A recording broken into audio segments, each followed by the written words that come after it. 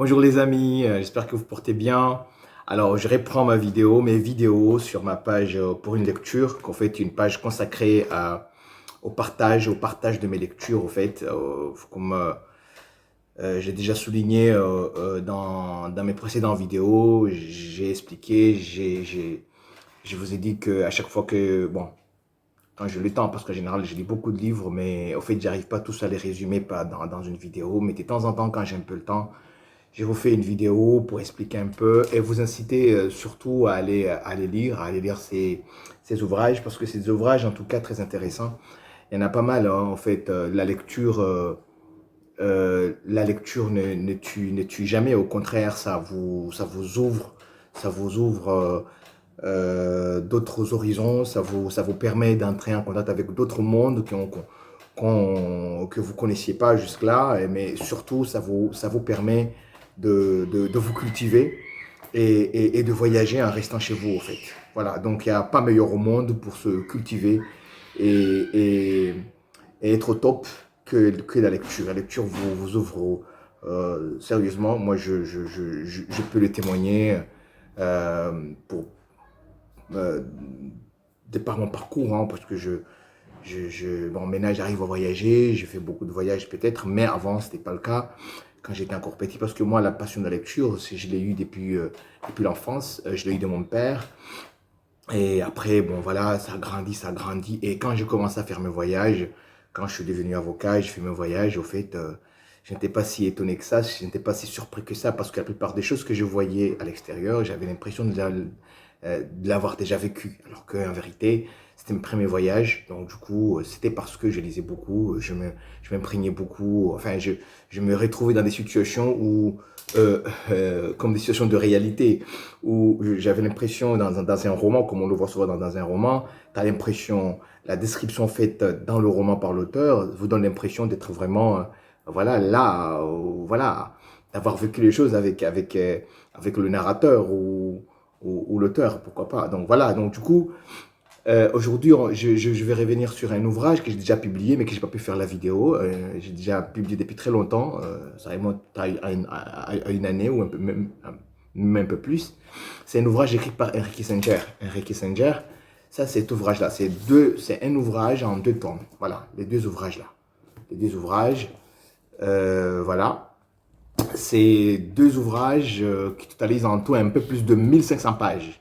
Et c'est 100 pages que d'ailleurs j'ai déjà lu quand j'étais encore en classe je devais être peut-être en classe de troisième ou seconde. Mais j'ai tenu à le relire ces derniers temps. Parce que souvent, quand vous réalisez un ancien bouquin comme ça, un vieux bouquin que tu as déjà lu, pas seulement que ça vous rafraîchit un peu, ça vous ramène certains éléments que vous aviez peut-être oubliés, mais surtout, vous avez vous dégagez une autre impression différente de ce que tu as. La même chose, même si tu lis un roman aujourd'hui, tu le relis le lendemain, vous n'aurez pas les mêmes impressions. Donc ici, c'est un ouvrage écrit par Henry Kissinger, le grand stratège américain connu. C'est surtout le grand stratège américain chez les conservateurs, enfin, pour ne pas dire chez les républicains, et qui a beaucoup écrit, qui a laissé beaucoup de traces. Et c'est un peu lui qui est à l'origine de la relation qui a été nouée plus tard, à l'époque de Nixon, entre l'Orient et l'Occident. Et d'ailleurs, cet ouvrage-là s'intitule À la Maison Blanche. À la Maison Blanche, 1968-1973. C'est-à-dire, regardez bien, c'est la période où Henry Kissinger était effectivement conseiller à la sécurité nationale. Au fait, c'était le premier mandat de Henry Kissinger, enfin de Richard Nixon, pardon. Quand Richard Nixon était élu président des États-Unis, son premier mandat, parce qu'il a fait deux mandats, il n'a pas pu finir le deuxième mandat à cause du scandale du Watergate. Mais le premier mandat, pendant le premier mandat de Richard Nixon, il avait comme conseiller à la sécurité nationale M. Henry Kissinger. Et ensuite, pendant le deuxième mandat, qui n'a pas pu finir d'ailleurs, il a été nommé secrétaire d'État, donc ministre des Affaires étrangères des États-Unis. Il a eu presque le même parcours que Condoleezza Rice dans le mandat de George Bush Jr. Parce que Condoleezza Rice, pendant le premier mandat, elle était Elle était conseillère à la sécurité nationale de George Bush Jr. Et pendant le deuxième mandat, il a été désigné par le même président secrétaire d'État. Voilà. Donc, du coup, c'est le même parcours que Henry Kissinger. Bon, je ne vais pas comparer parce que rien à voir entre Condoleezza Rice et Henry Kissinger. Henry Kissinger, c'était un grand stratège, un grand professeur d'université. Il a enseigné à Harvard, il a enseigné dans les plus grandes universités où on forme l'élite américaine. Donc, ça n'a rien à voir. Et c'est un grand théoricien des relations internationales. Donc, ça n'a rien à voir avec, euh, avec Madame Rice. Mais c'était juste pour dire que c'est à peu près le même parcours. Très souvent, ça arrive, surtout aux États-Unis, de passer de ce poste de secrétaire à la sécurité nationale, qui est un poste de conseiller auprès du chef de l'État, enfin auprès du président des États-Unis à la Maison-Blanche, et passer de là au poste de secrétaire d'État, donc ministre des Affaires étrangères des États-Unis. Donc ça arrive très souvent. Donc c'était le cas récemment avec Condoleezza Rice, mais c'était aussi le cas pendant le régime de Nixon, pendant les deux mandats de Nixon, où Kissinger a fait les deux postes, voilà, de façon successive. Donc c'est un ouvrage intéressant parce que, comme je vous l'ai dit, au-delà du fait que ce soit un grand stratège connu, un grand stratège, un des grands concepteurs de la stratégie américaine, parce qu'il pour mieux comprendre le rôle de Henry Kissinger, il faut d'abord s'imprégner de ce qu'est l'histoire des États-Unis, qui à la base est un pays isolationniste. Donc on le sait, pour ceux qui ont fait un peu l'histoire, savent très bien que les États-Unis sont restés longtemps, pendant des années, dans ce qu'on appelle l'isolationnisme, avec comme grand principe dans les relations internationales ce qu'on appelle le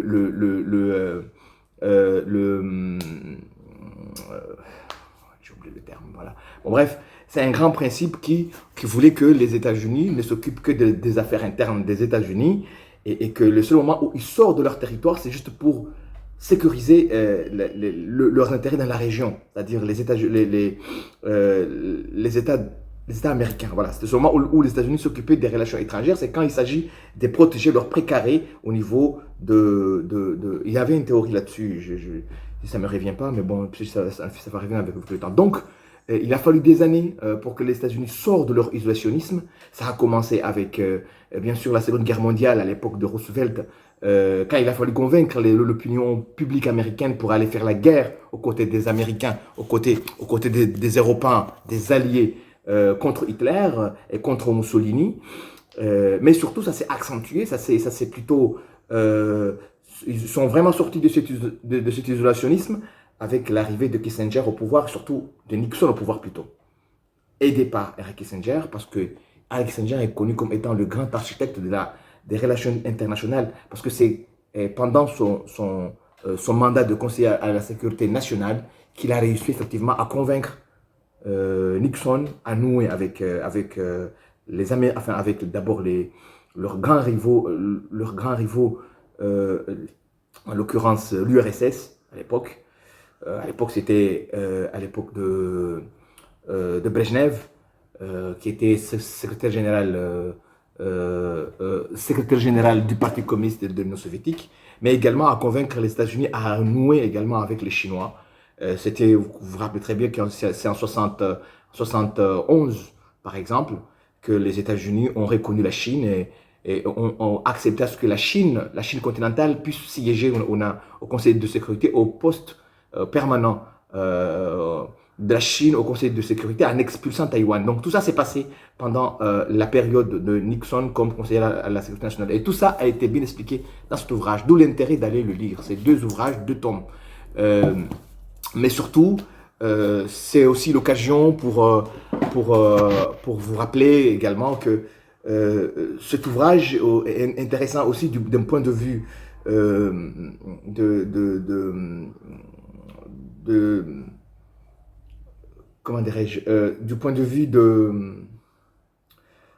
pour comprendre comment les décisions aux États-Unis sont prises, pour comprendre comment les États-Unis, comment l'establishment des États-Unis, comment la guerre nourrit est entretenue par le système américain.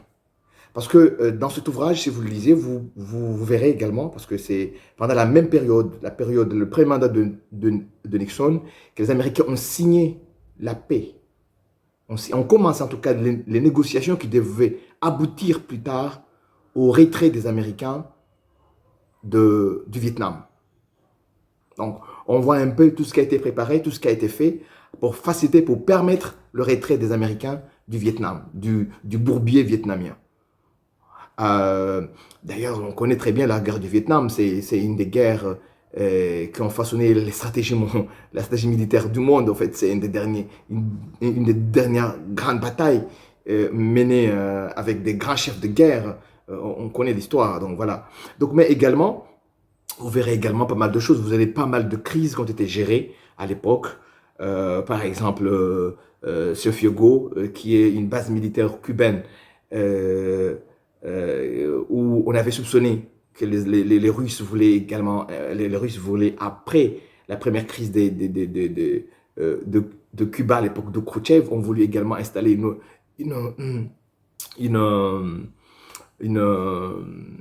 des missiles à Cuba à nouveau. Ils l'ont essayé.